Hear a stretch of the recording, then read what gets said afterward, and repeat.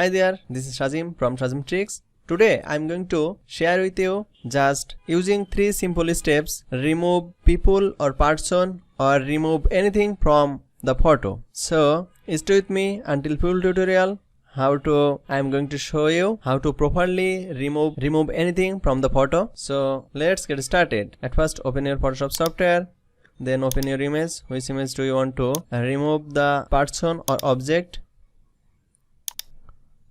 Okay, I open the image. From the image I am going to remove this baby, remove this person. So at first you need to do a selection the image area. Which area do you want to remove anything from the photo? Using any selection method. For the selection I am selecting the lasso tool. First copy this layer, mouse right click and duplicate layer.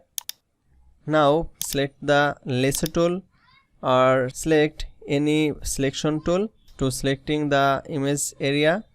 Which area do you want to remove from the photo? Okay, now second step, go to edit menu, then click on the fill or click on the content aware fill. I am selecting the content aware fill. If your Photoshop version up to Photoshop CC 2020, so select the content aware fill, or if your Photoshop version less than Photoshop CC 2020, so select the fill and click on the OK. And if your Photoshop version up to Photoshop CC 2020, my Photoshop version is Photoshop CC 2021, so I am selecting the content aware fill. This option showing here the output of the image, and you can use the advanced sum option. Output, select to new layer and click on the apply and click on the OK. This is the removed Photoshop layer, remove the person Photoshop layer. Press Ctrl D for deselect.